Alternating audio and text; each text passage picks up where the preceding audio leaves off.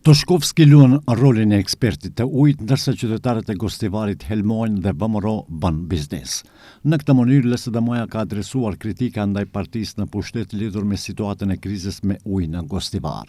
Sipas LSDM-s, mbi 50 vendbanime në vend kanë ujë të ndotur, ndërsa, siç pretendojnë ata, patriotët e tenderëve Mickoski dhe Klekovski e kanë helmuar gjithë Maqedoninë.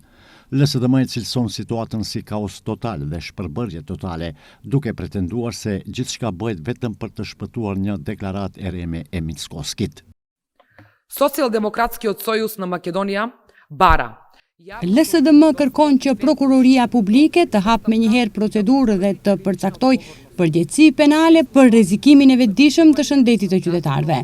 Duhet të ketë përgjegjësi për Mickoskin, Sasho Klekovskin dhe Pançe Toshkovskin.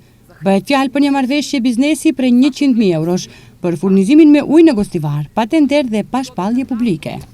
Qeveria përmes një komunikate për media ka përgjigjëstruar, siç thonë, pretendimet e pavërteta të bëra sot nga Lidhja Social-Demokrate, duke i quajtur përpjekje për manipulimin e opinionit me dezinformate të pasakta dhe tërësisht të sajuara. Qeveria, siç thuhet në komunikat, mbetet konsekuente ndaj obligimit të marrë për qytetarët e Gostivarit, se do të furnizon me ujë të sigurt për pije derisa ekspertët dhe institucionet kompetente të konfirmojnë zyrtarisht se uji nga sistemi ujësjellësit është i rregullt për përdorim. Ky premtim përmbushet plotësisht dhe nuk do të vihet në pikpyetje. Sa i përket furnizimit me ujë të ambalazhuar, është e saktë se procedura me negocim është zhvilluar nga Shërbimi për Punë të Përgjithshme dhe të Përbashkëta, i cili siguron ujë falas për qytetarët, ndërsa kontratën përmes tenderit e ka fituar kompania Kozhuvçanka. Megjithatë, po ashtu është fakt se një shishe ujë për 1.5 litrash, e cila me shitjen me pakic kushton të paktën 25 denar.